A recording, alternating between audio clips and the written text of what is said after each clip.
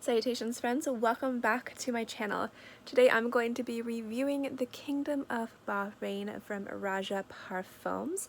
This is part of his Gulf collection and it was released in 2018. It is one of the newer fragrances added to my collection, and it's been one, as soon as I added it, people were like, please review that. So I'm going to review it for you guys. So if you'd like to know what I think about this scent, then keep watching. Transparency purposes, I purchased this, albeit with gift cards that I had lying around. I don't know why I have so many gift cards lying around, but I always do. And yeah, it is an expensive bottle of perfume. This is $550 for 50 ml, so it is pricey. Now, I did want to review this one for you guys a little bit more in depth, so this video might be a little bit longer than some of my other review videos, but I do kind of want to talk about it because it is an expensive bottle of perfume. It is from Roja, and there is something about it that I kind of wanted to touch on a little bit.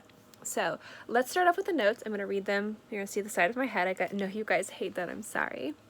There's a lot of notes in this, and I would expect nothing less from this house and this perfumer because he's just known for just a crazy amount of notes in his fragrances. So we have lemon, bergamot, lime, clary sage, bay leaf, rose de mai, jasmine, violet, pink pepper.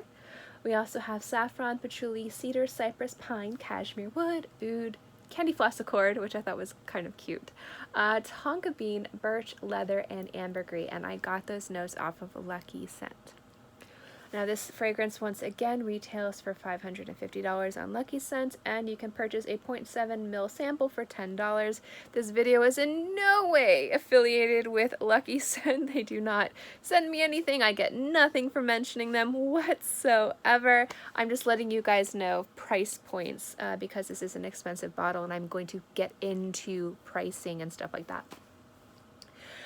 This fragrance, to me, I've tried all the other ones from the Gulf collection and I really genuinely love them. But if you guys want to know something about this scent that you're going to probably reach through your monitor and like strangle me practically or smack me in the face, I bought this blind. So my SA and I have this thing, and I think it's adorable and I love it, that they get a lot of returns.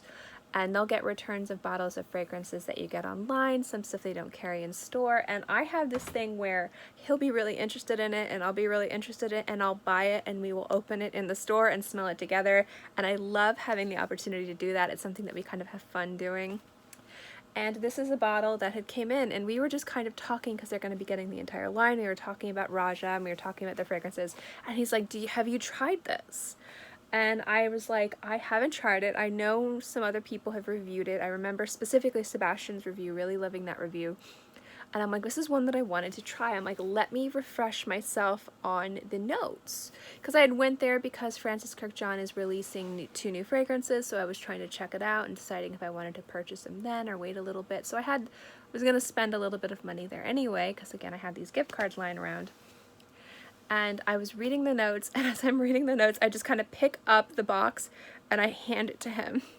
And he's like, are you buying this? And I'm like, yeah. He's like, what? And I'm like, I'm gonna tell you after I smell it.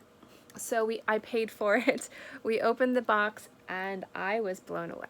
So if you guys don't know, I love oud and I love citrus. And when I saw that there was like a variety of different citruses and a variety of different ouds, I was really a variety of different woods and ouds. That's initially what got me excited for this. I was like, I want to see how he put these together, because to me, citrus and oud is a combination I don't see very often. And I just immediately, it's like opening my wallet, my bank account floweth over, and here you go. But what really got me was, because I was reading the notes on Lucky Scent, I was like, candyfloss accord. And then all these beautiful aromatic spices, I was like, I have to try this right now. I have to try it right now. So we opened it and I sprayed it on me and I sprayed it on him, or he sprayed it on him. You know, it sounds kind of weird if I'm like, we're spraying it everywhere, like that, like no. But it was something not what I expected, but in a super positive way. So this scent is very complex. There is a lot going on in this fragrance, and what I like most about this fragrance is that you keep discovering new things the longer that you wear it. And sometimes fragrances are linear, and those are beautiful, and I love linear scents, so I'm not sitting here knocking linear fragrances. Some fragrances are minimalistic, and again, not knocking minimalistic fragrances. I love minimalistic scents, but there's a complexity to this fragrance while it's still smelling very specifically one way. And that way is that it smells like a cookie. It smells like a really delicious cookie. And this sounds horrible, and I know if they watch this video, they're going to be like, ugh, what is wrong with her talking down about our super $550 fragrance smelling like a cookie? But hear me out. There is something about that candy floss note and the tonka and the woods and the herbs with that citrus that comes together and creates this beautiful, delicious kind of lemony, artisanal, like super expensive cookie that you get at a bakery and you spend like $15 on a cookie this big. Like, it just smells just like a Michelin star cookie. Like, that's what this smells like to me. And it's so warm, it's so sexy, but it's so fresh, and it's just really inviting. Now, I'm not going to get into the story or the inspiration behind the scent. I'll link the Lucky Scent article below or the website below. Again, not affiliated with Lucky Scent whatsoever. That's where I got my information from if you guys want to know a little bit of the history and the inspiration behind the scent. But it just closing your eyes and smelling it is like one of the warmest and sweetest without being sweet and slightly smoky and aromatic scents. It is just unreal how beautiful this fragrance is. And that's not what I was expecting. I was expecting a strong, I mean strong pronounced oud, very heavy on the spices, very heavy on the woods, and just like a bright citrus in the opening. And I would have been happy with that. I would have been so happy with that. But this caught me off guard. This fragrance caught me off guard in a positive way. I was like, this is so effortlessly beautiful. It's complex because there's so many different aromatic, like specifically spices and notes in here that you pick them up throughout the day. Like maybe after a few hours I'm picking up the pink pepper, maybe I'm getting the rose or the jasmine, or here's the sage, or here's this wood, or here's this. I mean, it's all over the place. And it kind of takes your nose on this journey, and it's not boring. You don't get olfactive fatigue from this, but you still, the entire lifespan of the scent, you get that kind of like lemon cookie scent. There's just different little things in the background that are coming out and peeking out. And I love that. This was such a joy to wear. It's so much fun. And I don't know if that's what he was trying to do with this scent at all. I have no freaking idea, but I've been having a blast wearing this scent because I'm like, ooh, I pick up the pepper. Ooh, there we go. There's like the oud, you know, like I love it. It's so, and it's just kind of like this joy to wear. And that's why I've been wearing it so much. So yeah, if you like warm scents, if you like slightly sweet scents, if you like scents that have a lot going on in it, I think that this fragrance is effortlessly beautiful. I mean, effortlessly, most definitely. There's a lot going on. It takes you on a journey. It definitely develops into something special, but at the same time, it's really effortlessly wearable and just really beautiful. I do also like the fact that this fragrance is very versatile. It smells like something that could be worn anywhere. You could wear it formally, you could wear it casually, you could wear it in the evening, you can wear it in the daytime, and pretty much you could probably wear this across most seasons, summer, spring, winter, fall, and maybe winter more in the morning, but like you could just do anything with this. It's a very versatile scent, and I think that that's also another reason why I really like it, is because I can see myself wearing this one a lot in a variety of different settings. It also has pretty decent performance, I will say. I get about 6 to 8 hours on my skin. As you guys know, I live in the tropics, so 6 to 8 is pretty spectacular for me.